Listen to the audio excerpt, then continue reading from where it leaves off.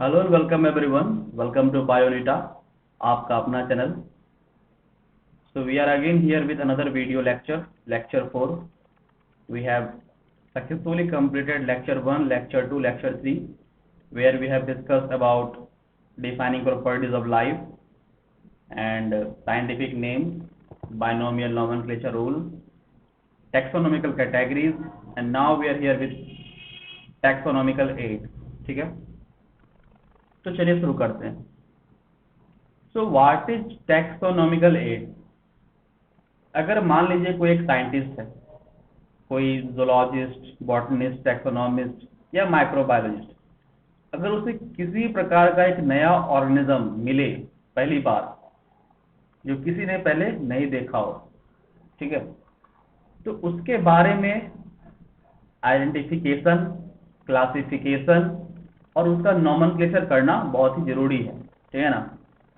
तो वो जो ऑर्गेनिज्म हमें मिला है ना, उसके बारे में पढ़ना, उसे एक स्पेसिमेन में कन्वर्ट करना और उसके बारे में डिटेल्स को लिख के वो किस kingdom, phylum, class, order, family, genus से बिलोंग करता है, उसका कॉमन नेम, वर्नैक्युलर नेम, ये सब डाल के सबमिट करके एक जगह उसे प्लेस करना होता है, ठीक है ना।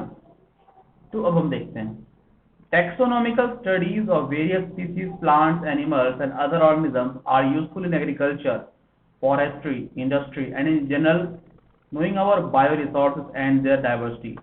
और हमारे जीवन काल में, हमारे लाइफ में जो जो भी बायो रिसोर्स प्रेजेंट हैं, जिनसे हमें कुछ इकोनॉमिक वैल्यू होती है, कुछ ऑब्टेन होता है, ठीक है ना, तो उन्हें, उनके बारे में जानना, उनके बारे में क्लासिफिकेशन होना भी एक उपलब्धि है। Identification of organisms require extensive laboratory and field. तो आज तक हमने जितने भी ऑर्गेनिज्म को देखे हैं, उनके बारे में पढ़े हैं, साइंटिफिक नेमिंग जो भी है, उसके पीछे एक बहुत ही एक्सटेंसिव लेबोरेटरी वर्क हुआ है ना। उसके बारे में एक बहुत बड़ी स्टडीज चली हैं, तब जाके वो एनिमल स्पेसिमेंस में, प्लांट स्पेसिमेंस में जाके कन्वर्ट हुए, तब जाके हमारे आने वाले जनरेशन उसके बारे में जानते हैं, ठीक है। तो biologists have established certain procedure and techniques to store and preserve the information. तो हमारे साइंटिस्ट ने ऐसे स्टेप्स, ऐसे प्रोसीजर्स को डेवलप किया है जिसके द्वारा हमारे आने वाले जनरेशन नए नए ऑर्गेनिज्म के बारे में आराम से जान सके, स्पेसिमेंस की पढ़ाई कर सके, है ना, उनसे फिर नए ऑर्गेनिज्म जो आगे आने वाले उनको रेफर कर सके, एक एनालिसिस क्रिएट कर सके, सिमिलरिटीज डिसिमिलरिटीज को पहचान सके, ठीक है। तो यही होता है टैक्सोनॉमिकल एड। और बहुत सारे टैक्सोनॉमिकल एड्स हैं, जैसे कि herbarium, museum, zoological park, keys, botanical garden, क्योंकि हम आगे देखने वाले हैं। चलिए फिर आगे बढ़ते हैं। सबसे पहला जो टैक्सोनॉमिकल एड है वो है हर्बेरियम। हर्बेरियम बेसिकली होता है प्लांट्स के लिए, ये एनिमल्स के लिए नहीं होता है। यहाँ पे बेसिकली एक प्लांट को उसे ड्राई करके, प्रिजर्व करके, एक सीट पे प्रेस करके, एक सीट पे उसे, उसके बारे में सारे डिटेल्स सब कुछ मेंशन करके, उससे उसकी टैक्सोनॉमिक कैटेगरीज सब कुछ मेंशन करके उसे प्लेस किया जाता है। इसे हम लोग बोलते हैं हर्बेरियम। आप देख सकते हैं यहाँ पे मैंने 2 हर्बेरियम लगाया हुआ है, ठीक है। और यहाँ पे देखिए, यहाँ पे क्या क्या चीजें होती हैं लिखी हुई। प्लेस, लोकेलिटी, कहाँ से वो ऑब्टेन हुआ और कहाँ कहाँ पाया भी जाता है। फिर नेम ऑफ द कलेक्टर, किस इंसान ने, किस पर्सन ने उसे कलेक्ट किया। डेट एंड टाइम, समय और दिनांक, तारीख दोनों ने चाहिए। कॉमन इंग्लिश नेम, उसकी कॉमन इंग्लिश नेम क्या है। वर्नैक्युलर नेम, उसकी लोकल नेम क्या है, जो कि उसके 1 किलोमीटर 2 किलोमीटर में रहने वाले लोग उसे बोलते हैं। साइंटिफिक नेम, उसकी बॉटनिकल नेम क्या है, उसकी बायोलॉजिकल नेम क्या है, किस फैमिली से बिलोंग करता है, किस इंस्टीट्यूशन से है, ये सारी चीजें हर्बेरियम में लिखी होती हैं। हर्बेरियम बेसिकली होता है डेड प्लांट्स के लिए। यहाँ पे प्लांट को डेड करके, ड्राई करके, प्रिजर्व करके रखा जाता है। आप लोगों ने अपने स्कूलों में, अपने क्लासों में ऐसे प्रोजेक्ट बनाए होंगे, ठीक है। अब अगला देखते हैं। नेक्स्ट है बॉटनिकल गार्डन।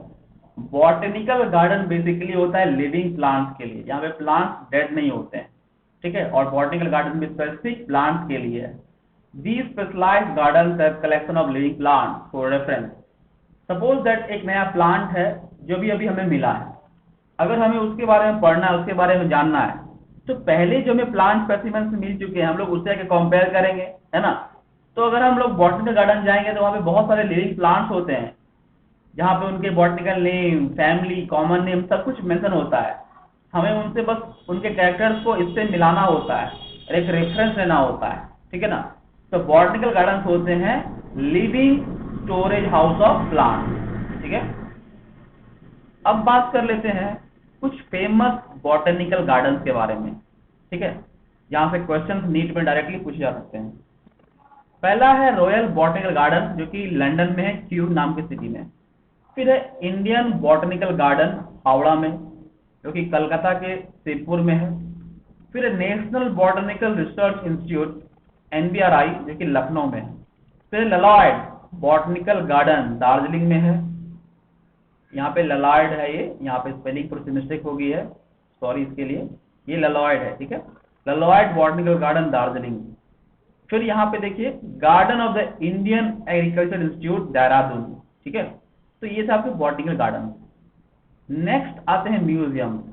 म्यूजियम्स होते हैं एनिमल्स के लिए, नॉट फॉर द प्लांट, ठीक है। तो म्यूजियम बेसिकली डेड एनिमल्स यहाँ पे प्रिजर्व करके रखे जाते हैं। Museums are generally set up in educational institution. Museums have collection of preserve plants and animals for study of reference.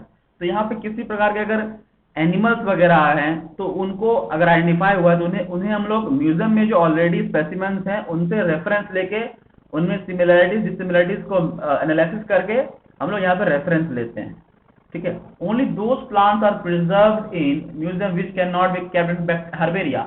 यहाँ पे ऐसे प्लांट्स सिर्फ रखे जाते हैं जो कि हर्बेरिया में नहीं रखे जा सकते हैं।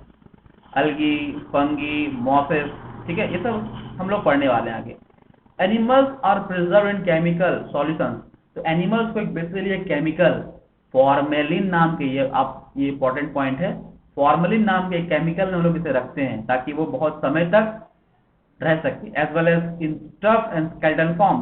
तो डायनासोर वगैरह के स्केलेटन वगैरह, एनिमल्स के स्कल वगैरह, डिफरेंट बोन्स वगैरह सबको इन फॉर्मेलिन नाम के केमिकल के अंदर प्रिजर्व किया जाता है विद इन जार, ठीक है। तो म्यूजियम होता है basically dead animals and dead plants के लिए, ठीक है। The collected specimens are correctly identified and labelled, they are stored and a catalog is prepared for future. The objective of preparing a museum is to record information for preserved specimens for taxonomic categories. तो नए नए organism, पुराने organism एक taxonomic categories को maintain किया जाता है, उनके इन्फॉर्मेशन को रिकॉर्ड किया जाता है ताकि हमारे आने वाले जनरेशन के बारे में पढ़ाई कर सकें। Collection of preserve plants and animals for study and reference. Specimens are preserve in container, उनको जार्स में प्रिजर्व किया जाता है। और जो इंसेक्ट होते हैं उन्हें इंसेक्ट बॉक्स में आफ्टर कलेक्टिंग, किलिंग, और उन्हें पिन करके रखा जाता है। और यहाँ पे म्यूजियम में एनिमल्स के स्केलेटन भी मौजूद होते हैं, ठीक है।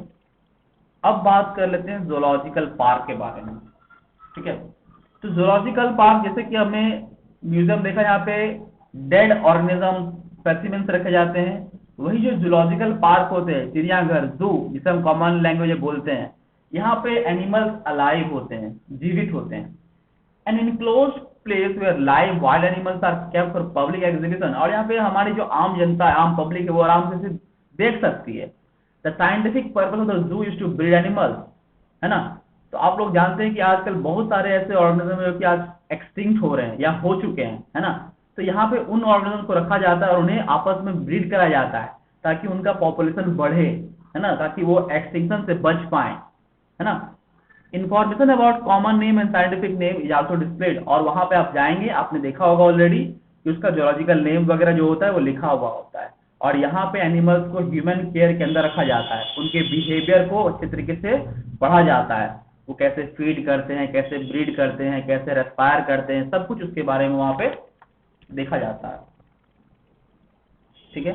अब बात कर लेते हैं कीज के बारे में। तो कीज भी बहुत इंपॉर्टेंट एक टैक्सोनॉमिकल एड है ना। अभी मैं समझाता हूँ आपको।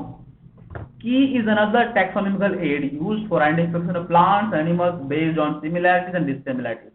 तो यहाँ पे बेसिकली प्लांट्स को उनकी सिमिलैरिटीज या एनिमल्स को उनके सिमिलरिटीज डिसिमिलरिटीज के अकॉर्डिंग रखा जाता है। जैसे मान के चलिए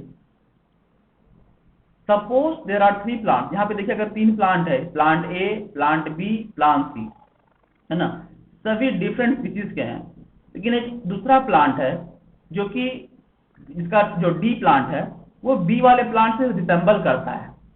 मैंने क्या बोला यहाँ पर सब देखिए, यहाँ पे 3 प्लांट है ए, बी और सी, एक और प्लांट है डी जो कि बिल्कुल डिफरेंट है, लेकिन जो डी वाला है वो बी वाले से काफी सिमिलर है।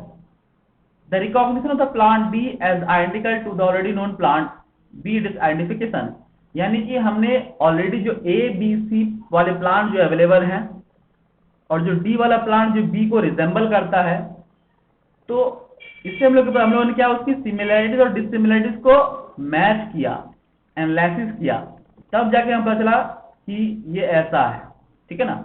It represent the choice made between 2 opposite options, this result is in acceptance of only one and rejection of other. तो यहाँ पे हमें हमारे स्टेटमेंट्स को, फैक्टर्स को मिलाया जाता है, अगर वो मैच कर गए तो वो सिमिलर हो गए, अगर वो मैच नहीं किए तो उन्हें रिजेक्ट किया जाता है। ईच स्टेटमेंट, हर एक स्टेटमेंट में पे बोलेंगे एक की, एक लीड है वो, जैसे कि आपको अगर आपको कंफ्यूजन में है, अगर कोई एक सॉल्यूशन निकल के आता है उससे क्या बोलते हैं, वो लीड है मेरे लिए आगे बढ़ने का चीज है। तो यहाँ पर अगर जो स्टेटमेंट्स आपस में मिल जाते हैं सिमिलर, उसे हम लोग एक लीड बोलते हैं। Separate taxonomic categories keys are required for each taxonomic category, जैसे फैमिली, जीनस, तो फैमिली, जीनस, स्पीसीज सब कुछ मिलाया जाता है, ठीक है। उम्मीद करता हूं आपको ये समझ में आया होगा। अब कुछ और टैक्सोनॉमिक कैटेगरीज है, जैसे कि एड्स हैं, जैसे कि other taxonomic aid are monograph, manual, flora, catalogue, publication. तो ये सभी बहुत इंपॉर्टेंट है। अब देखिए मोनोग्राफ एक कॉम्प्रिहेंसिव अकाउंट है जो कि हमें कंप्लीट इंफॉर्मेशन प्रोवाइड करता है उसकी फैमिली या उसके एक जीनस के बारे में एक बार में, ठीक है। मैनुअल जो होते हैं वो कंपाइल इंफॉर्मेशन बताते हैं, उनके कीज के बारे में, उनके डिस्क्रिप्शन ऑफ फैमिलीज के बारे में, जेनरा, स्पीसीज, ठीक है। और वहीं पे फ्लोरा जो है वो एक्चुअल अमाउंट ऑफ हैबिटेट, किस जगह कौन सा प्लांट मैक्सिमम अमाउंट में पाया जाता है वो बताता है हमें फ्लोरा, ठीक है। तो आज हमने क्या क्या देखा, हमने टैक्सोनॉमिकल एड्स का इंट्रोडक्शन देखा, हर्बेरियम के बारे में जाना, बॉटनिकल गार्डन के बारे में जाना, म्यूजियम्स के बारे में जाना, फिर हमने जूलॉजिकल पार्क के बारे में जाना, कीज और कुछ मोनोग्राफ, मैनुअल, फ्लोरा, कैटलॉग, इन टैक्सोनॉमिकल एड्स के बारे में हमें नॉलेज गेन किया, ठीक है। तो उम्मीद करता हूँ आपको ये वीडियो लेक्चर पसंद आया हो। अगर अच्छा लगे तो लाइक शेयर सब्सक्राइब जरूर करें, ठीक है। तो मिलते हैं अगले वीडियो में, तब तक के लिए थैंक यू एवरीवन।